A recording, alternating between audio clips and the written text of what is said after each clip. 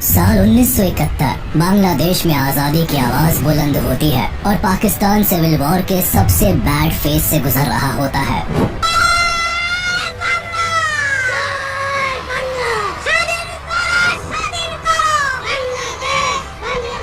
Pakistani army और Bangladeshi revolutionaries के बीच एक तरफ बड़ा घमासान जारी रहता है, वहीं दूसरी तरफ बांग्लादेश खुद को एक अलग देश घोषित कर चुका होता है। इसी बीच 3 दिसंबर 1971 को भारत के खिलाफ Pakistan operation Genghis Khan launch कर देता है। पाकिस्तान एयरफोर्स इंडिया के कई एयरफील्ड्स पर बमबारी करना शुरू कर देती है और अब भारत भी इस जंग में शामिल हो जाता है और इसी के साथ शुरुआत होती है इंडिया पाकिस्तान वॉर ऑफ 1971 की। लेकिन भारत और पाकिस्तान के बीच ये वॉर होती ही क्यों है? पाकिस्तान के सिविल वॉर से भारत का क्या लेना देना होता है? और 1947 में पाकिस्तान का दामन थामने वाला ईस्ट पाकिस्तान आखिर क्यों आजादी की मांग पर उतर आता है? भारत का इस पूरे वॉर में क्या कंट्रीब्यूशन रहता है? कॉलोनियल टाइम से पहले इंडियन सब कॉन्टिनेंट में एक नहीं बल्कि कई किंगडम्स राज करते थे। ये सभी किंगडम्स अपने आप को एक अलग भाषा, ट्रेडिशन, कल्चर से आइडेंटिफाई करते थे और कुछ यही कहानी आज के वेस्ट बंगाल और बांग्लादेश की भी थी, जो उस टाइम में बंगाल के नाम से जाना जाता था।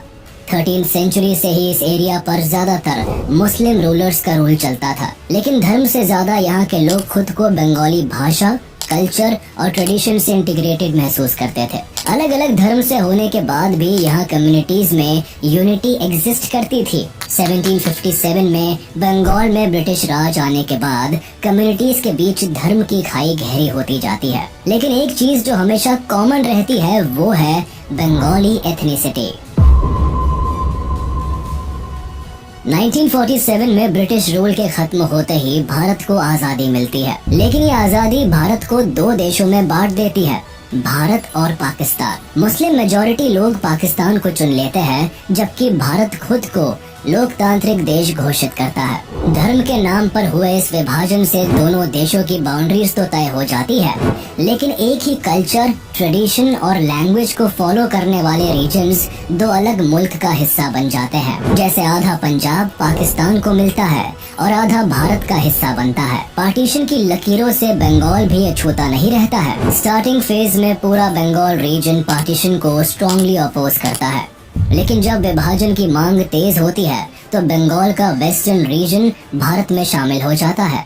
वही Muslim majority East Bengal Pakistan का हाथ थाम लेता है। उनकी उम्मीद होती है कि इस्लाम की फाउंडेशन पर बने पाकिस्तान में उन्हें better social and economic status और फैसिलिटीज मिलेंगी। साथ ही पाकिस्तानी गवर्नमेंट उनके फंडामेंटल राइट्स को रिकॉग्नाइज करे और उन्हें उनका पूरा हक दे। पाकिस्तान के साथ भारत में रह रहे कुछ मुस्लिम्स की भी यही उम्मीद होती है। इसलिए जब बंटवारा होता है तो दोनों ही कम्युनिटीज में मास माइग्रेशन देखने को मिलता है। हिंदू पाकिस्तान से भारत आते हैं तो मुस्लिम भारत से पाकिस्तान चले जाते हैं। वेस्ट बंगाल और बिहार से भी कई बिहारी मुस्लिम्स ईस्ट बंगाल की तरफ माइग्रेट करते हैं और हिंदू लोग भारत आ जाते हैं। ये मास माइग्रेशन अपने साथ एक बहुत बुरा दौर लेकर आता है, जिसमें दंगे फसाद से बेकसूर लोग मारे जाते हैं। लॉ एंड ऑर्डर पूरी तरह से तहस नहस हो जाता है। 14 लाख लोग अपना घर छोड़ देते हैं और लाखों फैमिलीज को अपनी डेस्टिनेशन पर पहुंचने से पहले ही मौत के घाट उतार दिया जाता है। मरने वालों की संख्या 2 लाख से 20 लाख तक बताई जाती है।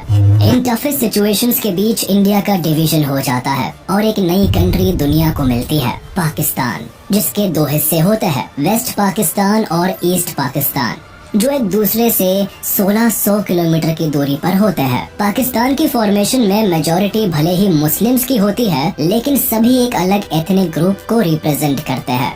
Majority of ethnic group Bengali Muslim की होती है, जो ईस्ट पाकिस्तान में रहते हैं, जबकि वेस्ट पाकिस्तान में पंजाबी, सिंधी, पख्तूनी और बलोची एथनिक ग्रुप की सुपीरियोरिटी रहती है। ऐसे में एक बड़ी आबादी होने के बाद भी बंगाली मुस्लिम्स को साइडलाइन कर दिया जाता है। पॉलिटिक्स से लेकर ब्यूरोक्रेसी, मिलिट्री और सभी पावरफुल पोजीशंस पर वेस्ट पाकिस्तान के एथनिक ग्रुप को रिप्रेजेंटेशन मिलती है। Specifically government related important decisions and work primarily West Pakistan में कॉन्सेंट्रेटेड रहते हैं। पाकिस्तान की पॉलिटिक्स में भी वेस्ट पाकिस्तान का इन्फ्लुएंस रहता है। 1947 में पाकिस्तान की शुरुआत भारत की तरह एक पार्लियामेंट्री डेमोक्रेसी से होती है, जिसमें प्राइम मिनिस्टर की कमान लियाकत अली खान संभालते हैं, जबकि मोहम्मद अली जिन्ना को पहला गवर्नर जनरल बनाया जाता है। अपने पहले ही टर्म में लियाकत सरकार को ईस्ट पाकिस्तान और वेस्ट पाकिस्तान को इफेक्टिवली गवर्न करने में कई परेशानियों का सामना करना पड़ता है, जो आने वाली सरकार को भी महसूस होती है। मैक्सिमम पावर सेंट्रल गवर्नमेंट में एक ही पोजीशन पर कॉन्सेंट्रेटेड होती है, जिसकी वजह से पाकिस्तान में पॉलिटिकल इंस्टेबिलिटी भी आने वाले सालों में देखने को मिलती है और ईस्ट पाकिस्तान को रिप्रेजेंटेशन का सही मौका नहीं मिल पाता है। 21 मार्च 1948 को मोहम्मद अली जिन्ना एक नया रूल लेकर आते हैं और उर्दू को पाकिस्तान की ऑफिशियल लैंग्वेज डिक्लेयर कर देते हैं। State language of Pakistan is going to be Urdu and no other language. जिन्ना का ये डिक्लेरेशन ईस्ट पाकिस्तान को हिला कर रख देता है। वेस्ट पाकिस्तान के उर्दू इम्पोजिशन को ईस्ट पाकिस्तान में भारी क्रिटिसिज्म झेलना पड़ता है। बंगाली मुस्लिम्स के लिए उर्दू एक एलीट भाषा होती है, जिसे केवल हाई ऑफिशियल्स ही बोलते थे, जबकि ईस्ट पाकिस्तान में दशकों से बच्चा बच्चा बंगाली भाषा बोल रहा होता है। भाषा की जबरदस्ती से ईस्ट पाकिस्तान में बंगाली लैंग्वेज मूवमेंट की शुरुआत होती है। अपनी भाषा को बचाने के लिए लोग सड़कों पर उतर आते हैं। स्टूडेंट और पॉलिटिकल एक्टिविस्ट उर्दू इम्पोजिशन को अपनी भाषा पर एक गहरी चोट की तरह लेते हैं। ईस्ट बंगाल की प्राइमरी लैंग्वेज बंगाली होती है। 1952 आते आते ईस्ट बंगाल में प्रोटेस्ट इतने तेज हो जाते हैं कि सरकार को सेक्शन 144 इम्पोज करना पड़ता है, यानी 3 से ज्यादा लोगों का एक साथ खड़ा होना फॉरबिड कर दिया जाता है। इस कानून के खिलाफ 21 फरवरी को ढाका यूनिवर्सिटी के स्टूडेंट्स एक साथ इकट्ठे होते हैं, लेकिन सेक्शन 144 के तहत पुलिस उन्हें हिरासत में ले लेती है। इससे स्टूडेंट्स की भीड़ और भी ज्यादा भड़क जाती है और student East Bengal legislative assembly में घुसने की कोशिश करते हैं। उन्हें रोकने के लिए पुलिस प्रदर्शनकारियों पर ओपन फायर करती है, जिसमें 5 लोगों की मौत हो जाती है। आगे चलकर ये दिन बांग्लादेश के इतिहास में अमर हो जाता है और आज भी इसी दिन को बांग्लादेश अपने लैंग्वेज मार्टर्स डे के तौर पर मनाता है। सरकार और बंगालियों का ये क्लैश इस कदर बढ़ जाता है कि 1956 में सरकार को बंगाली भाषा को ऑफिशियल स्टेटस और 1956 में स्टेट लैंग्वेज का दर्जा देना पड़ता है। ईस्ट पाकिस्तान में रह रहे लोगों की मांग तो पूरी हो जाती है, लेकिन सरकार के साथ इनकी नाराजगी खत्म नहीं होती, बल्कि ये घटना आग में घी का काम करती है। पाकिस्तान की फॉर्मेशन में मेजॉरिटी भले ही मुस्लिम्स की होती है, लेकिन सभी एक अलग एथनिक ग्रुप को रिप्रेजेंट करते हैं। पाकिस्तान में कई सरकारें बनती बिगड़ती है, कई बार मिलिट्री रूल भी देखने को मिलता है, लेकिन सरकार बनाने का मौका ईस्ट पाकिस्तान के लोगों के हाथ में कभी नहीं आता। उन्हें पॉलिटिकल रिप्रेजेंटेशन से तो दूर रखा ही जाता है, साथ ही ईस्ट पाकिस्तान के डेवलपमेंट पर भी ध्यान नहीं दिया जाता। 70% से भी ज्यादा नेशनल बजट वेस्ट पाकिस्तान के डेवलपमेंट पर लगाया जाता है, जबकि पाकिस्तान की आधी पॉपुलेशन ईस्ट पाकिस्तान में सेंटर्ड होती है।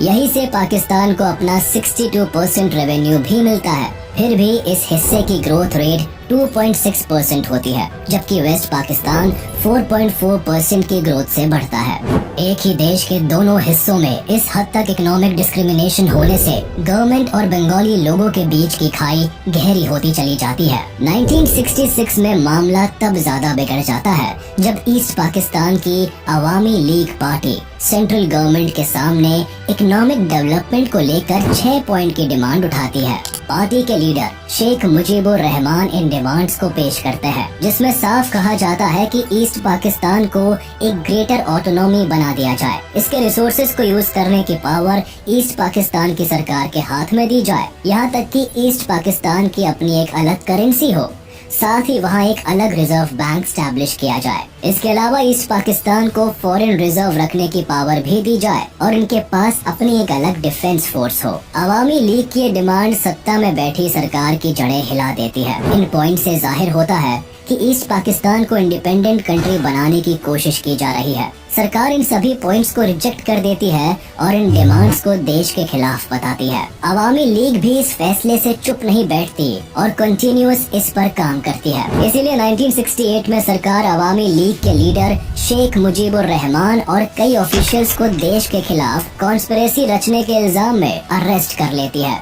उस वक्त पाकिस्तान में जनरल अयूब खान की सरकार होती है और वो इल्जाम लगाते हैं कि अवामी लीग अगरतला में भारत सरकार के साथ मिलकर एक आजाद देश बनाने की साजिश कर रही है। लेकिन उनके ये सभी चार्जेस ईस्ट पाकिस्तान में काम नहीं करते, क्योंकि तब तक शेख मुजीबुर आवाम के बीच एक पॉपुलर लीडर बन चुके होते हैं। ये बंगाली आवाम के लिए उनकी आवाज बन चुके होते हैं। लोग अपने सुनहरे भविष्य की उम्मीद अवामी लीग से लगा कर रखते हैं।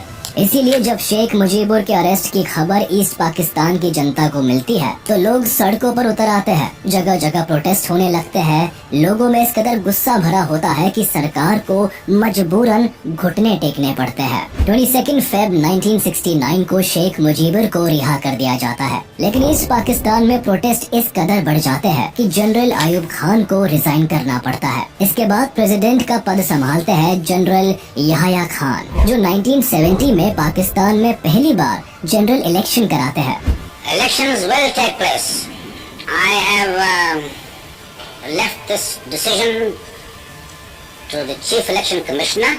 पाकिस्तानी गवर्नमेंट इस गुमान में होती है कि majority of seats West Pakistan के पॉलिटिकल पार्टीज के हाथ आएगी, लेकिन जब रिजल्ट आता है तो पाकिस्तानी सरकार की नींव हिल जाती है। अवामी लीग को जनरल इलेक्शंस में भारी मतों से जीत मिलती है। 313 में से 167 सीट्स अवामी लीग को मिलती है, लेकिन वे सभी सीट्स ईस्ट पाकिस्तान में हासिल करते हैं, जबकि वेस्ट पाकिस्तान में एक भी सीट पर अवामी लीग की जीत नहीं होती। कुछ यही हाल वेस्ट पाकिस्तान की पाकिस्तान पीपल पार्टी का भी होता है, जिसे वेस्ट पाकिस्तान में 86 सीट्स मिलती है और ईस्ट पाकिस्तान में 0।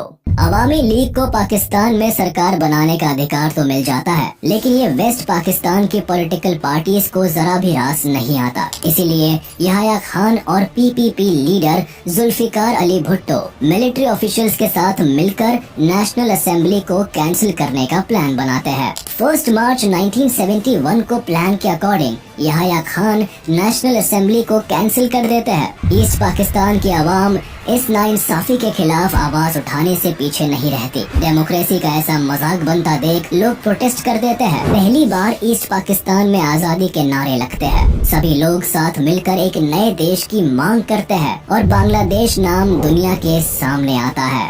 अवामी लीग पार्टी भी अपनी आवाज बुलंद करती है और शेख मुजीबुर जनता के सपोर्ट में उतर आते हैं। ईस्ट पाकिस्तान में आवाम पाकिस्तानी गवर्नमेंट के किसी भी ऑर्डर को मानना बंद कर देती है। प्रोटेस्टर्स यहाँ ऑर्गेनाइज्ड होकर एक इंडिपेंडेंट आर्मी को बनाते हैं, जिसे मुक्ति बाहिनी नाम दिया जाता है। इस आर्मी का मकसद बांग्लादेश की आजादी होता है। इस सिचुएशन में पाकिस्तान गवर्नमेंट को जब ईस्ट पाकिस्तान अपने हाथ से निकलता हुआ नजर आता है तो पाकिस्तानी आर्मी के जरिए यहाँ रिवॉल्ट्स को दबाने की कोशिश होती है। मार्च 1971 को एयर फ्लाइट के जरिए वेस्ट पाकिस्तान से कई पाकिस्तानी सोल्जर्स को ढाका लाया जाता है, जो मुक्ति बाहिनी के खिलाफ ऑपरेशन चलाते हैं। मुक्ति बाहिनी से निपटने के लिए वेस्ट पाकिस्तान एक east Pakistani central peace committee बनाती है, जिसे शांति बाहिनी नाम दिया जाता है। लेकिन पीस स्टैब्लिश करने के बजाय ये कमेटी ईस्ट पाकिस्तान में लोगों पर अत्याचार करना शुरू कर देती है। लॉ एंड ऑर्डर की धज्जियां उड़ जाती है। बंगालीज वेस्ट पाकिस्तान से अपने सारे नाते तोड़ लेते हैं। पाकिस्तानी गवर्नमेंट को जब ईस्ट पाकिस्तान की आवाज दबाने का कोई रास्ता नजर नहीं आता तो सरकार एक ऐसी साजिश रचती है कि वॉर क्राइम्स की सारी हदें पार हो जाती है। ईस्ट पाकिस्तानी लीडर्स का कहना था कि वेस्ट पाकिस्तान उनके 6 पॉइंट मूवमेंट को मान ले, जिसके बाद वो सब हार्मनी के साथ रह सकते हैं। लेकिन पाकिस्तानी आर्मी को ये बात मंजूर नहीं होती। 25 मार्च 1971 को पाकिस्तानी आर्मी ईस्ट पाकिस्तान में एक खतरनाक जेनोसाइड प्लान करती है, जिसे ऑपरेशन सर्च लाइट नाम दिया जाता है। इसका मकसद बांग्लादेश की आजादी की मांग करने वाले सभी रेवोल्यूशनरीज को टारगेट करना होता है। साथ ही उन लोगों को भी मौत के घाट उतारना होता है जो अलग देश की मांग कर रहे होते हैं। कहने को तो ये पाकिस्तानी आर्मी का एक अभियान होता है, लेकिन सही मायनों में ये एक वॉर क्राइम का एक्ट साबित होता है, जिसका मकसद ईस्ट पाकिस्तान में जेनोसाइड और पब्लिक मैसेकर को अंजाम देना होता है। 25 मार्च बांग्लादेश के लोगों के लिए सबसे काली रात साबित होती है। Troops from West Pakistan, Punjabis, savagely terrorized the Bengali population of East Pakistan. Perhaps 1 million people died. हजारों पाकिस्तानी सोल्जर्स ढाका में घुसते हैं। कर्फ्यू इम्पोज किया जाता है। टेलीफोन या रेडार सब बंद कर दिए जाते हैं। सभी फॉरेन जर्नलिस्ट को पहले ही डिपोर्ट कर दिया जाता है। पूरे शहर को सील करके सबसे पहले शेख मुजीबुर को अरेस्ट किया जाता है। ऑपरेशन सर्च लाइट में पाकिस्तानी सेना ने लगभग 10 लाख से ज्यादा बांग्ला बोलने वाले ईस्टर्न पाकिस्तानियों को मौत के घाट उतार दिया। इस मैसेकर में ज्यादातर नेता, क्रांतिकारी, बंगाली, अवामी पार्टी के मेंबर्स और आम जनता को बुरी तरह से टारगेट किया गया। इस भयंकर मैसेकर के बाद लाखों लोग भागकर भारत में शरण लेने आ जाते हैं। 25 मार्च की रात शुरू हुआ ये वॉर क्राइम लगभग अगले 8 महीनों तक चला, जिसमें 30 लाख से ज्यादा लोग पाकिस्तानी आर्मी के अत्याचार से मारे गए। हजारों को यही बुरी तरह से घायल कर दिया गया। यहाँ सबसे दिल दहला देने वाली बात ये हुई कि पाकिस्तानी आर्मी ने ईस्ट पाकिस्तान में लगभग 4 लाख लड़कियों और औरतों के साथ सामूहिक बलात्कार किया और उनका रेप करके उन्हें पब्लिकली परसिक्यूट कर दिया। पाकिस्तानी आर्मी के इस तरह के शर्मनाक काम को जब यूएस प्रेसिडेंट तक पहुंचाया गया, तब भी यूएस ने इस जेनोसाइड को रोकने का कोई काम नहीं किया। उल्टा अपने एलाइज पाकिस्तान को वॉर में सपोर्ट करते रहे। और इससे पहले ही शेख मुजीबुर ईस्ट पाकिस्तान को इंडिपेंडेंट कंट्री घोषित कर देते हैं और इसे बांग्लादेश नाम देते हैं। 27 मार्च को मेजर जियाउर रहमान खुद ये डिक्लेरेशन पब्लिक को पढ़कर सुनाते हैं। State of Bangladesh, on behalf of our great national leader, the Supreme Commander of Bangladesh, Sheikh Mujibur Rahman, do hereby proclaim the independence of Bangladesh. Bangladesh को आजाद देश घोषित कर दिया जाता है, लेकिन ये आजादी इतनी भी आसान नहीं होती। मेजर शहरों को अपने कंट्रोल में लेने के लिए एक ही रात में 7,000 इनोसेंट बंगाली लोगों को मौत के घाट उतार दिया जाता है। इस मैसेकर में एक ही हफ्ते के अंदर 3 लाख से भी ज्यादा बंगाली लोगों का कत्लेआम कर दिया जाता है। लाखों औरतों का रेप किया जाता है। पाकिस्तानी आर्मी अपने ही देश के लोगों को इस कदर टॉर्चर करती है कि डरकर 10 मिलियन से भी ज्यादा लोग बांग्लादेश छोड़कर भारत में घुस आते हैं। कुछ ही दिनों में लोग अपना घर परिवार सब कुछ खो बैठते हैं। भारत पहले से बांग्लादेश की सिचुएशन पर नजर रख रहा होता है, लेकिन जब लाखों की संख्या में रेफ्यूजीज धीरे धीरे भारत की तरफ आते हैं, तो भारत की मुश्किलें भी बढ़ जाती है। भारत भी इस कॉन्फ्लिक्ट का हिस्सा बन जाता है। इसीलिए भारत सरकार अवामी पार्टी के कई लीडर्स को अपने देश में शरण देती है। 10 अप्रैल 1971 को अवामी लीडर्स कोलकाता में ही people republic of Bangladesh government को बनाते हैं। शेख मुजीबुर रहमान को बांग्लादेश का प्रेसिडेंट चुन लिया जाता है, जबकि तजुद्दीन अहमद को प्राइम मिनिस्टर बनाया जाता है। लेकिन भारत की असल समस्या 10 मिलियन रेफ्यूजीज को लेकर होती है। आखिर इतने बड़ी संख्या को सर्व करना भारत के लिए मुश्किल होता है। रेफ्यूजीज के आने जाने से भारत पर एक बड़ा इकोनॉमी बर्डन पड़ता है। साथ ही बांग्लादेश में चल रहा जेनोसाइड भी भारत सरकार के लिए कंसर्न बनता जा रहा था। इसीलिए इंदिरा गांधी फैसला लेती है कि बांग्लादेश की आजादी की इस लड़ाई में भारत भी शामिल होगा। 28 अप्रैल 1971 प्रधानमंत्री Indira Gandhi chief of army staff general Sam Manekshaw से बांग्लादेश की सिचुएशन डिस्कस करती है और उन्हें कहती है कि वो जंग की तैयारी करे। लेकिन मानेकशॉ वॉर चैलेंजेस को बताते हुए इतनी जल्दी वॉर पर जाने को अवॉइड करते हैं। वो बताते हैं कि मॉनसून के मंथ में बांग्लादेश में बाढ़ की स्थिति पैदा हो जाती है और ऐसी सिचुएशन में लड़कर जीत हासिल करना मुश्किल हो सकता है। इसीलिए वॉर का राइट टाइम नवंबर दिसंबर की विंटर्स रखा जाता है। प्रधानमंत्री जनरल्स को पूरी आजादी देती है कि वो जब चाहे तब ऑपरेशन स्टार्ट कर सकते हैं।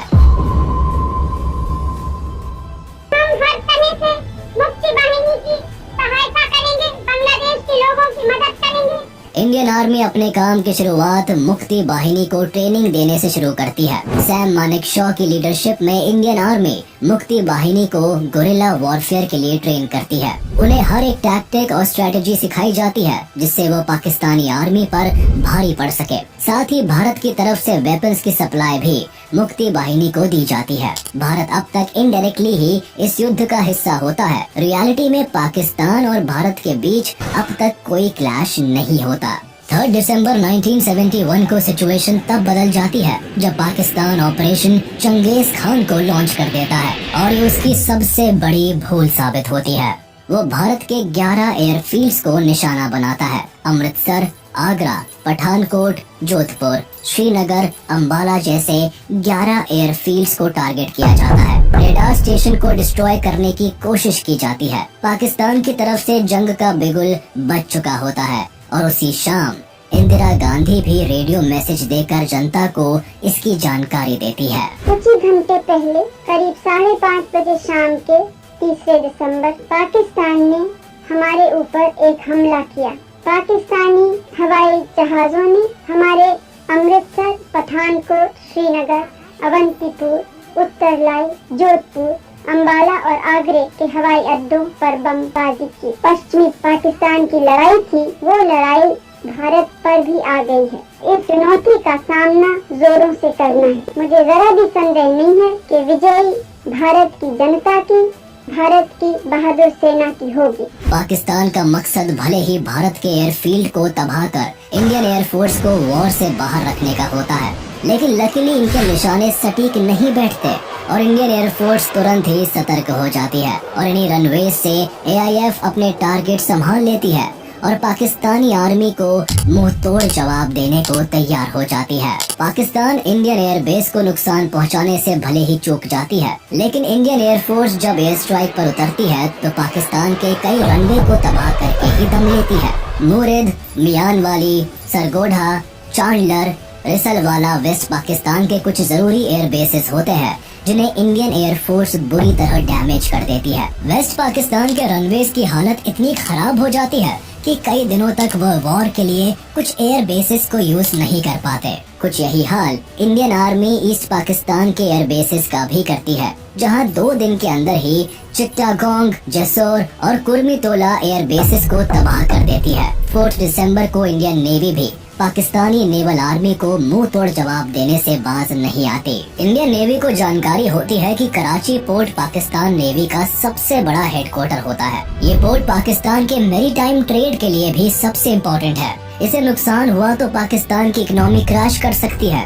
इसीलिए इंडियन नेवी कराची हार्बर को अपना टारगेट बनाती है और इस ऑपरेशन को नाम देती है ऑपरेशन ट्राइडेंट। इस ऑपरेशन की कमान संभालते हैं navy chief admiral SM Nanda, जो कि इंदिरा गांधी से परमिशन लेने के बाद 25th स्क्वाड्रन कमांडर बबरू भान यादव को अटैक की जिम्मेदारी देते हैं। इनकी कमांड में इंडियन नेवी का ग्रुप 460 किलोमीटर कराची के साउथ कोस्ट में चला जाता है और रात होने का इंतजार करते हैं, क्योंकि रात के अंधेरे में पाकिस्तानी एयरक्राफ्ट एयर बॉम्बिंग नहीं कर सकते थे। इंडियन नेवी का प्लान होता है कि वह अंधेरे का फायदा उठाकर पाकिस्तान की वॉरशिप्स को पूरी तरह तबाह कर दे। इसीलिए शाम होते होते इंडियन नेवी कराची पोर्ट के 330 किलोमीटर करीब चले जाते हैं। इनके पास INS Veer, INS Nirghat and INS Nipat जैसी मिसाइल बोट्स और 2 anti submarine corvettes INS Kiltan और INS कच्चल होती है। सभी वॉरशिप्स भारी मिसाइल से लैस होती है। रात को जब पाकिस्तानी नेवी को अंदाजा भी नहीं होता कि वह बड़े हमले का शिकार होने वाले हैं, तभी इंडियन वॉरशिप्स कराची से 130 किलोमीटर की दूरी से ही पाकिस्तानी वॉरशिप का पता लगा लेती है। सबसे पहले मिसाइल अटैक INS नीरघाट करती है और पाकिस्तान के बैटल्स क्लास डिस्ट्रॉयर PNS खाइबार के टुकड़े टुकड़े कर डालती है। उसके बाद INS वीर और INS निपत भी अपना कमाल दिखाते हैं और PNS चैलेंजर और PNS मुहाफिज को मिसाइल से बर्बाद कर पानी में डुबो देते हैं। इस ऑपरेशन में INS निपात पाकिस्तान के केमारी ऑयल स्टोरेज टैंक्स को भी निशाना बनाता है और पाकिस्तान का ऑयल स्टोरेज आग की लपटों में जल के बर्बाद हो जाता है। करीब 7 दिन तक पाकिस्तान इस आग को बुझाने में नाकामयाब रहता है और दुनिया भर के अखबारों में इंडियन नेवी की इस आग को बिगेस्ट बॉनफायर करार दिया जाता है। इसके जवाब में पाकिस्तानी नेवी इंडिया के ओखा पोर्ट को बॉम्ब करने से पीछे नहीं रहता ताकि उन्हें अपनी बर्बादी का बदला मिल सके। वो हमले से भारत के फ्यूलिंग फैसिलिटीज, एम्यूनिशन डंप और मिसाइल बोट्स जेटी को नुकसान पहुंचाना चाहता है। लेकिन पाकिस्तान के प्लान को समझते हुए इंडियन नेवी अपनी मिसाइल बोट्स को पहले ही ओखा पोर्ट से हटा देता है और यहाँ भी पाकिस्तान के हाथ केवल हार ही आती है। इंडियन नेवी का ये पहला ऑपरेशन होता है जिसमें एंटी मिसाइल्स का इस्तेमाल किया जाता है और आज के दिन इस दिवस को इंडियन नेवी डे के रूप में मनाया जाता है। इसके अलावा पाकिस्तानी नेवी को इस वॉर में सबसे ज्यादा डर INS विक्रांत का भी होता है। उन्हें ये जानकारी होती है कि INS विक्रांत जंग की तस्वीर पलट कर रख सकता है, क्योंकि INS विक्रांत शान से बे ऑफ बंगाल के रास्ते ईस्ट पाकिस्तान पर एयरफोर्स को कैरी किए हुए ऑलरेडी एक्टिव था। इसलिए पाकिस्तानी आर्मी इसे बर्बाद करने के लिए PNS गाजी को इस रूट में भेजती है। लेकिन मामला उल्टा पड़ जाता है। नेवल सबमरीन PNS गाजी कराची से बे ऑफ बंगाल की तरफ आती है, लेकिन इसके पहले वो अपने प्लान को एक्टिवेट कर पाता इंडियन नेवी के डिफेंस फोर्स को इस साजिश की खबर लग जाती है। भारत भी चौकन्ना हो जाता है। यहाँ PNS गाजी को चकमा देने के लिए विशाखापट्टनम पर INS राजपूत को एक्टिव कर दिया जाता है और ऐसा जताया जाता है कि विशाखापट्टनम पोर्ट पर INS विक्रांत खड़ा है। पाकिस्तानी नेवी को गुमराह करने के लिए INS विक्रांत के कॉल साइन का यूज किया जाता है। साथ ही INS राजपूत से भी सिग्नल्स भेजे जाते हैं। अपने मिशन को अंजाम देने के लिए PNS गाजी जैसे ही विशाखापट्टनम पोर्ट पर पहुंचता है, तभी INS राजपूत 2 डेप्थ चार्जर्स से PNS गाजी सबमरीन पर हमला करता है। PNS गाजी इस पूरे मामले को समझता और रिट्रीट करता। तब तक INS राजपूत ने हमले शुरू कर दिए और इस तरह PNS गाजी पाकिस्तान के मंसूबों के साथ ही डूब जाता है। 4 दिसंबर की रात को पाकिस्तान राजस्थान के लोंगेवाला पोस्ट से भारत पर हमला करता है। उन्हें खुफिया जानकारी होती है कि यहाँ इंडियन सोल्जर्स की संख्या कम है। बस इसी का फायदा उठाकर वह भारत में दाखिल होने और रामगढ़ जैसलमेर होते हुए दिल्ली पहुँचने की साजिश रचता है। इस साजिश के तहत पाकिस्तान 2000 जवानों के साथ 59 टैंक्स और एक मोबाइल इन्फेंट्री ब्रिगेड को लेकर लोंगेवाला पोस्ट पर हमला कर देते हैं। यहाँ उनका सामना भारतीय सेना की 23वीं बटालियन पंजाब रेजिमेंट की कंपनी से होता है, जिसकी कमान मेजर कुलदीप सिंह चंदपुरी के पास होती है। 7 दिसंबर 1971 तक लड़ी गई इस लड़ाई में पाकिस्तान के मंसूबे धरे के धरे रह जाते हैं, जब मेजर कुलदीप सिंह चंदपुरी की लीडरशिप में केवल 120 इंडियन सोल्जर्स ही पाकिस्तान के हजारों सोल्जर्स और टैंक्स को धूल चटा देते हैं। लोंगेवाला में भारतीय सैनिक एक ऊंचे रेत के टीले को अपने कब्जे में ले लेते हैं और इस ऊंचाई का फायदा उठाकर अपनी स्ट्रेटेजी बनाते हैं। कुलदीप सिंह चंदपुरी को पता होता है कि सुबह होने तक उन्हें कोई हवाई मदद नहीं मिल सकती, इसीलिए वह सुबह तक पाकिस्तानी आर्मी को उलझा कर रखने की स्ट्रेटेजी बनाते हैं। हालांकि पाकिस्तान से फायरिंग पहले स्टार्ट होती है, लेकिन आगे वह बढ़ते हुए पाकिस्तानी टैंक चारों तरफ लगे कटीले तारों को देखकर रुक जाते हैं। इन वायर्स को वो लैंड माइन्स का सिंबल समझकर एक जरूरी वक्त तारों को हटाने और अपने कंफ्यूजन को क्लियर करने में गुजार देते हैं। फिर जैसे ही पाकिस्तानी टैंक्स आगे बढ़ते हैं, वो रेगिस्तान की रेत में फंस जाते हैं। एक ऊंचे टीले पर होने की वजह से इंडियन आर्मी टैंक्स को डायरेक्ट हिट कर पाती है और पाकिस्तान अपने कई टैंक्स और व्हीकल्स गवा देता है। जब तक पाकिस्तान भारत की चाल को समझ पाता, तब तक सुबह हो जाती है और सूरज की पहली किरण के साथ ही इंडियन एयरफोर्स का सपोर्ट सोल्जर्स को मिलता है। इंडियन एयरफोर्स के HAL HF-24 Marut fighters and hawker Hunter aircraft इस लड़ाई में पाकिस्तान के हमलों का मुंह तोड़ जवाब देते हैं और लोंगेवाला में जीत का बिगुल बजा देते हैं। इस हार से पाकिस्तान को बहुत बड़ा झटका लगता है। वह अपने कई सैनिक और आर्म्ड व्हीकल खो देता है। लोंगेवाला का ये एयर ग्राउंड ऑपरेशन भारत का बड़ा सक्सेसफुल ऑपरेशन साबित होता है, लेकिन पाकिस्तान के लिए ये एक बहुत बड़ी हार बन जाती है। 1971 के इस वॉर में भारत ने पाकिस्तान से लगभग 3600 स्क्वायर किलोमीटर का हिस्सा छीन लिया। पाकिस्तान से निपटने के लिए भारत की मिलिट्री पावर और स्ट्रेटेजी पाकिस्तान से कहीं ज्यादा बेहतर होती है। भारत के जनरल वेस्ट पाकिस्तान में एक डिफेंसिव वॉर स्ट्रेटेजी का इस्तेमाल करते हैं, यानी वेस्ट हिस्से में अटैक के बजाय मिलिट्री डिफेंस पर वर्क करती है, जबकि ईस्ट पाकिस्तान में Indian military aggressively attack strategy का इस्तेमाल करती है। सोल्जर्स को लड़ने के लिए फील्ड पर भेजा जाता है और इंडियन आर्मी पाकिस्तानी सोल्जर्स पर भारी पड़ती है। इंडियन डिफेंस की नेवी, एयर और मिलिट्री का कोऑर्डिनेटेड अटैक पाकिस्तान के होश उड़ा देता है। ऑपरेशन ट्राइडेंट में मिली अपार सफलता के बाद एक तरफ जहां कराची पोर्ट पर सिक्योरिटी बढ़ा दी जाती है, वहीं पाकिस्तान को समंदर में इंडियन शिप्स की एक बड़ी प्रेजेंस की खबर लग जाती है। उन्हें लगता है कि भारत फिर एक बड़े हमले की तैयारी कर रहा है, इसीलिए पाकिस्तानी वॉरशिप्स मर्चेंट शिपिंग के साथ मिलकर इंडियन नेवी को मात देने का प्लान बनाते हैं। अब इसी प्लान को फेल करने के लिए इंडियन नेवी एक फॉलो अप प्लान बनाती है, जिसका कोड नेम ऑपरेशन पाइथन दिया जाता है। 8 दिसंबर को पाकिस्तान की चालों को नाकाम करने के लिए भारत की मिसाइल बोट्स INS विनाश, INS तलवार और INS त्रिशूल को कराची के साउथ में मनोरा पेनिनसुला की तरफ भेजा जाता है। इस दौरान ये मिसाइल बोट्स न केवल पाकिस्तानी पेट्रोल वेसल को टारगेट करते हैं, बल्कि 11 बजे के करीब INS विनाश अपनी 4 मिसाइल से केमारी ऑयल फार्म को टारगेट करता है। इस अटैक से पाकिस्तान का बचा कुचा केमारी ऑयल स्टोरेज भी तबाह हो जाता है। साथ ही Panamanian fuel tanker SS gulf star को भी भारी नुकसान पहुंचता है। INS विनाश पाकिस्तान के नेवी फ्लीट टैंकर PNS डक्का को बुरी तरह ध्वस्त कर देता है।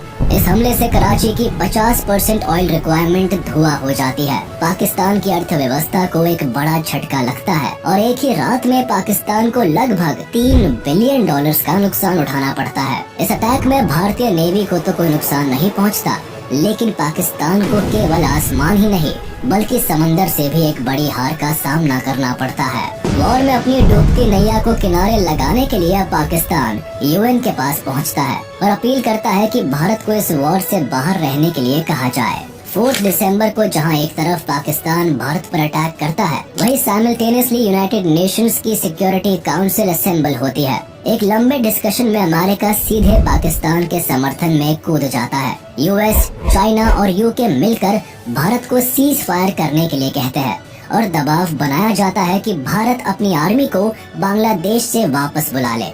लेकिन यहाँ भारत के समर्थन में सोवियत यूनियन आगे आता है और 2 बार इस रेजोल्यूशन को वीटो कर देता है। इसकी वजह 9 अगस्त 1971 में भारत और सोवियत यूनियन के बीच साइन हुई पीस एंड फ्रेंडशिप ट्रीटी भी होती है, जो भारत और सोवियत यूनियन के बीच दोस्ती की नींव रखती है। और इस दोस्ती को गहरा होने का मौका तब मिलता है जब बांग्लादेश लिबरेशन वॉर में सोवियत यूनियन न केवल पॉलिटिकली बल्कि मिलिट्री पावर से भी भारत की मदद करता है।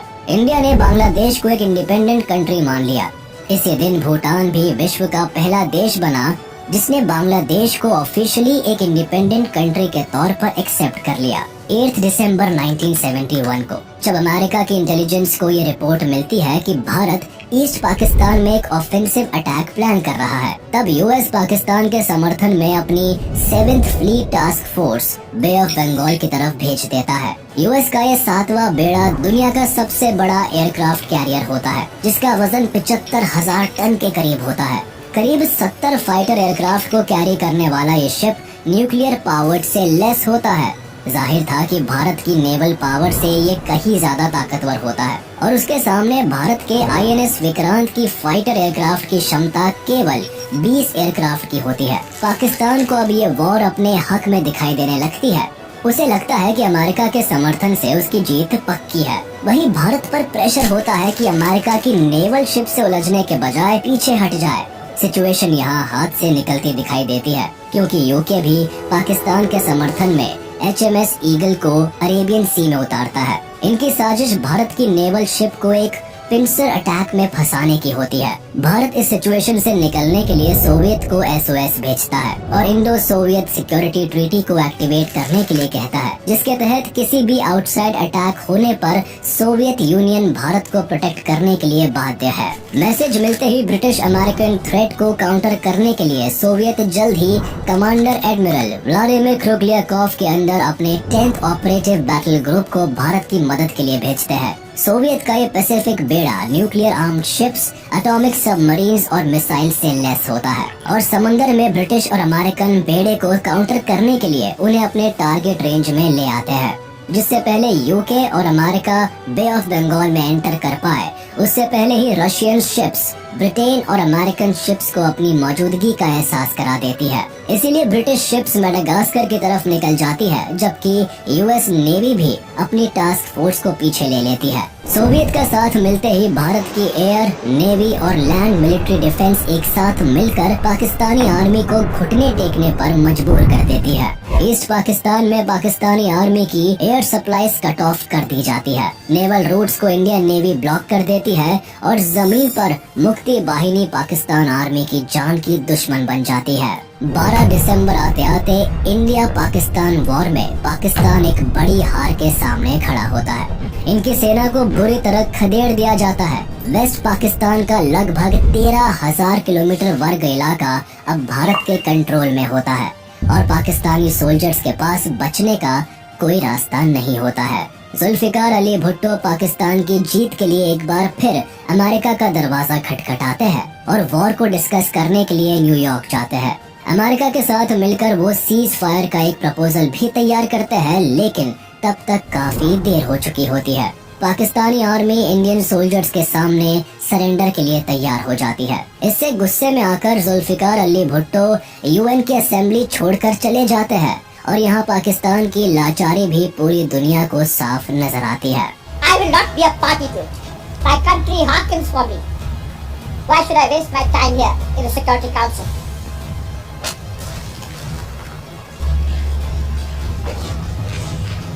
Major general JFR Jacob lieutenant general AA Niazi के सामने इंस्ट्रूमेंट ऑफ सरेंडर का प्रपोजल रखते हैं, तो लेफ्टिनेंट जनरल AA नियाजी इसे साइन करने से इनकार कर देते हैं। लेकिन मेजर जनरल जेकब उन्हें ये कहकर 30 मिनट का सोचने का समय देते हैं कि अगर इंस्ट्रूमेंट साइन नहीं हुआ तो पाकिस्तानी आर्मी के 1 लाख से भी ज्यादा सोल्जर्स की मौत के जिम्मेदार वो होंगे और मुक्ति बाहिनी को रोकने के लिए भारत आगे नहीं आएगा। 16 दिसंबर 1971 को ढाका में पाकिस्तानी आर्मी के 93,000 सोल्जर्स इंडियन आर्मी के सामने सरेंडर कर देते हैं। सभी अपनी बंदूक इंडियन आर्मी के सामने झुका देते हैं। वर्ल्ड वॉर 2 के बाद ये दुनिया का सबसे बड़ा सरेंडर होता है, जहां लगभग 1 लाख से ज्यादा सोल्जर्स इंडियन आर्मी के सामने सर झुकाए खड़े होते हैं। लेफ्टिनेंट जनरल AA नियाजी बिना किसी रेजिस्टेंस के इंस्ट्रूमेंट ऑफ सरेंडर को साइन कर देते हैं। उनके चेहरे पर शर्म और लाचारी साफ झलकती दिखाई देती है और वो इस पूरी घटना के दौरान शर्म से अपना चेहरा झुका लेते हैं। पाकिस्तान की वॉर में हार के साथ ही वेस्ट पाकिस्तान में सरकार गिर जाती है।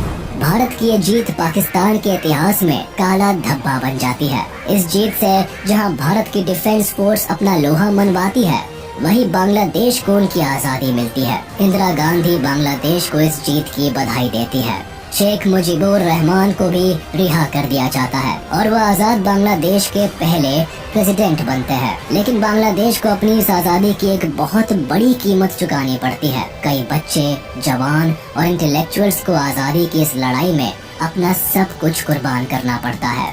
1972 में भारत और पाकिस्तान के बीच शिमला एग्रीमेंट साइन किया जाता है, जिसके तहत पाकिस्तान भी बांग्लादेश को एज अ कंट्री रिकॉग्नाइज कर लेता है। इसके बदले भारत पाकिस्तान की 13,000 स्क्वायर किलोमीटर की जमीन जो भारत के कब्जे में होती है, उसे पाकिस्तान को लौटा देता है और 93,000 वॉर प्रिजनर्स को भी लौटा देता है। इसी के साथ भारत जीत का एक नया इतिहास लिखता है। 1974 में UN भी बांग्लादेश को एक इंडिपेंडेंट कंट्री रिकॉग्नाइज कर लेता है।